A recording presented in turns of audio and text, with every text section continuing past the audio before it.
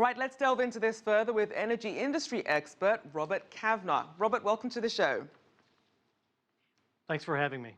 So for people unfamiliar, what are some of the key energy priorities for the Trump administration?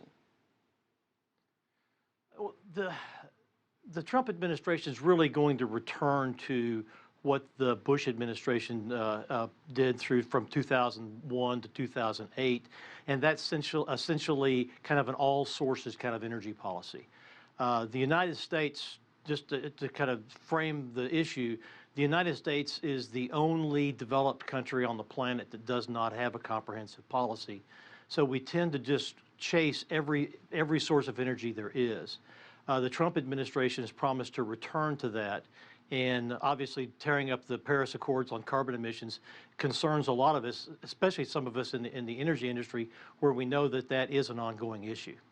And as we look at some of the nominees that Trump is considering for Energy Secretary and head of the Environmental Protection Agency, does that give us any hints about the future of U.S. energy policy and perhaps some of the related industries? Yeah, I think it really does. I mean, today, Senator Joe Manchin's name was floated. He's the senator from West Virginia, very pro-coal, very pro-hydrocarbons, and he happens to be a Democrat, which is the first one that I know of that's been considered for a cabinet position with the Trump administration. So I think that signals a very strong hydrocarbon policy. Now, Trump has also softened his stance somewhat when it comes to climate change, but he's not gone back on those claims that he'd, quote, rip up the Paris Climate Accord. So what impact could the U.S. backing out of that agreement have? Well, I personally think it's just a terrible decision to go backwards on carbon emissions. You know, we haven't really done anything about that for years. Under the Obama administration, there were steps being made, and the Paris Accords were a very important part of that. And then essentially with Donald Trump wanting to tear that up and go backwards again, there's another 4 years that we're going to lose in getting control of our carbon emissions.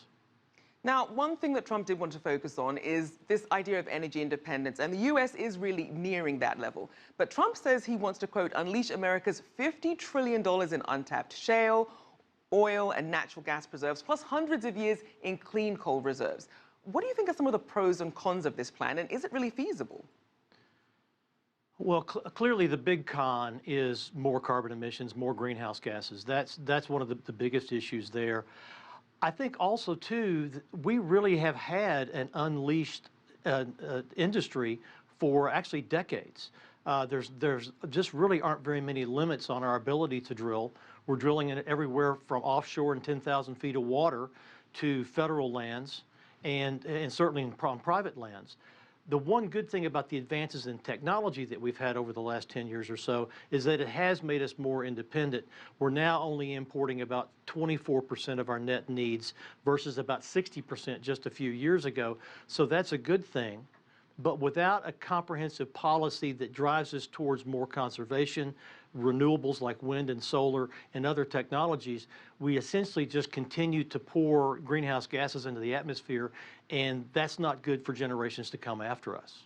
And just lastly, obviously, the creation of jobs was a big selling point for Trump. And he's actually claiming that shale energy production could add 2 million jobs in 7 years, and that the oil and natural gas industry can create another 400,000 new jobs per year. How realistic is that?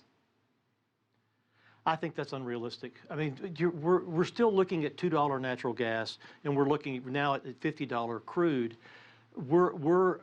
Our industry expands and contracts according to pricing. And so by encouraging more drilling, that's actually going to make prices go down. That does not grow jobs.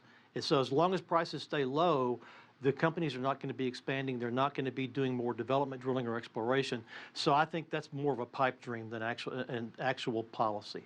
Well, certainly something we'll have to watch for. We'll have to leave it there. Thank you so much, energy industry expert Robert Cavnar.